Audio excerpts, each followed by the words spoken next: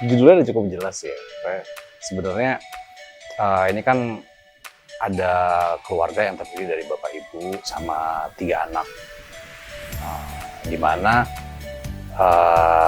ketiga anak ini sudah diceritakan sudah dewasa dan kembali lagi ke rumah karena warisan yang ingin dibagi sama sang ayah.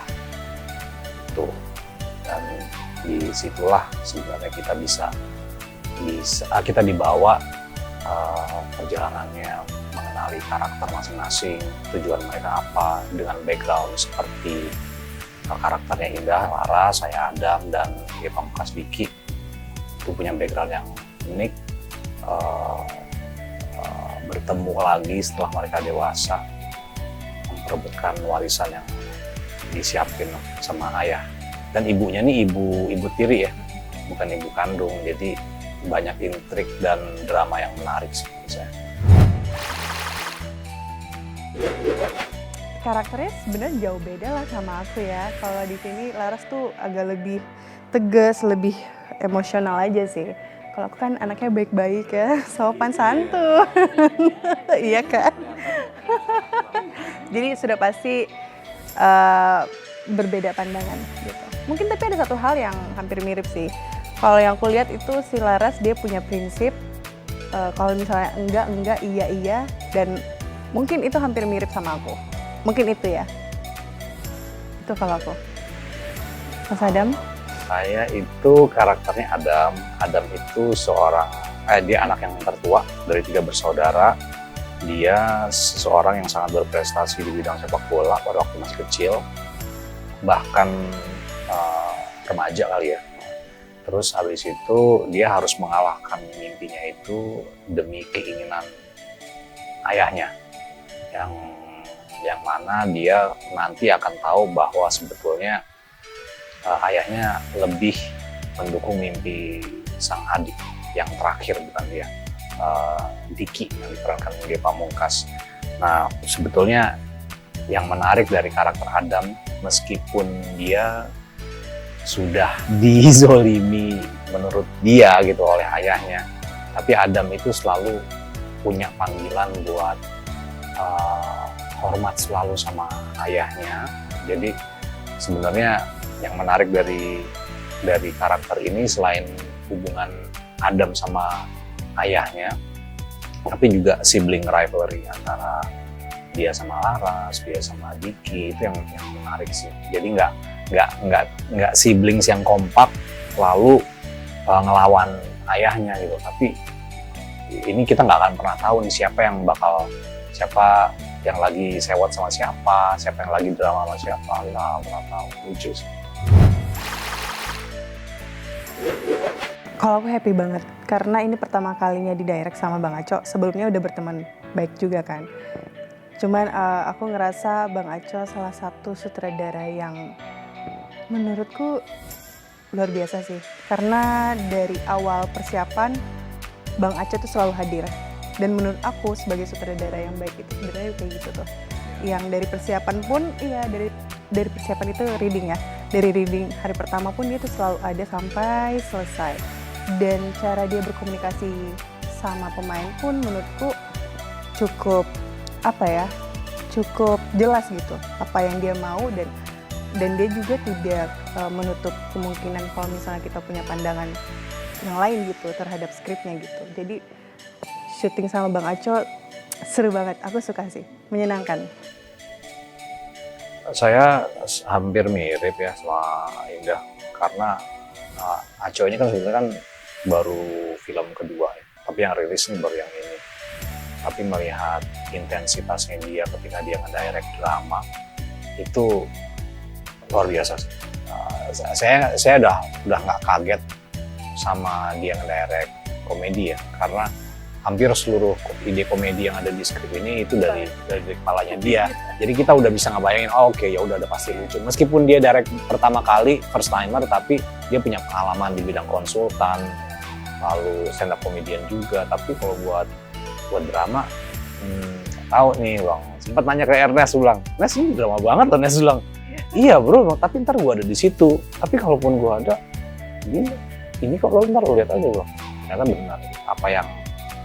Apa yang sempat saya khawatirin perihal drama itu ternyata nggak terjadi, karena memang Aco itu menulis ide ini kan berangkat dari pengalamannya dia, pribadinya dia, dengan dia punya kakak adik, terus punya pengalaman sama ayahnya gitu. Tanpa ada maksud menceritakan tentang backgroundnya dia, tapi dari ceritanya dia gitu sih. Jadi menurut hemat saya, dari pengalaman dia bisa membuahkan hasil yang sangat bagus. Kebetulan kita itu saudaranya nggak terlalu akrab ya. Kita tuh lebih banyak cekcok satu sama lain gitu. Aku sama Mas Adam pun juga nggak secair itu juga. Kita juga punya masalah pribadi masing-masing. Apalagi sama Diki, yang dia punya background yang kayaknya kenapa sih lo harus ngelakuin itu gitu. Jadi kita pun juga bukan saudara yang bahagia selalu sih. Jadi pas untuk membangun chemistry ya paling di reading ya, udah pasti sih reading.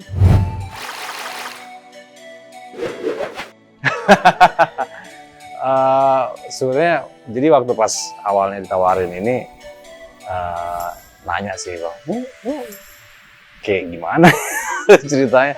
Terus waktu itu inget banget si Eres bilang, enggak ini cerita keluarga kok, dan nggak harus lucu. Iya gitu, karena nanti situasinya akan membuat lucu. Oke, ini berarti satu cara lo bilang ke gue nggak punya bakat ngelucu. Makasih lo Nes.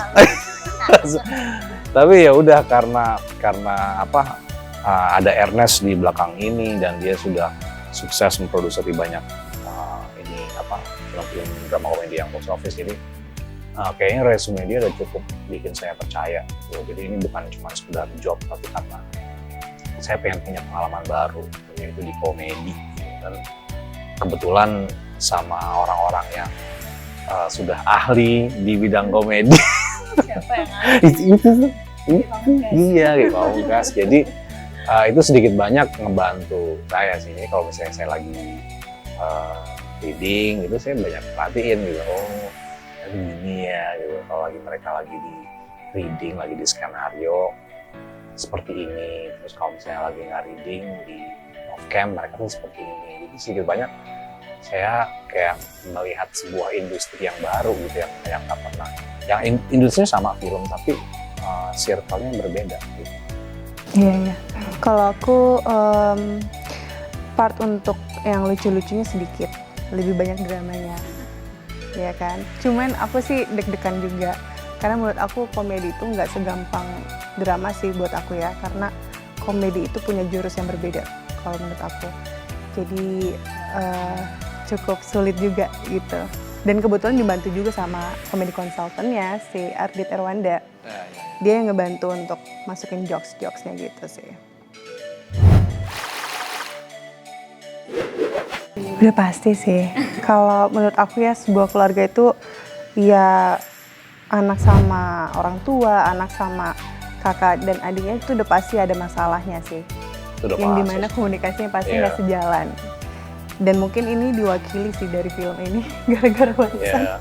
Bagaimana anak ke orang tua dan orang tua ke anak, dan mereka punya punya alasannya masing-masing gitu. Ya, kita bisa belajar sih intinya dengan nonton film ini.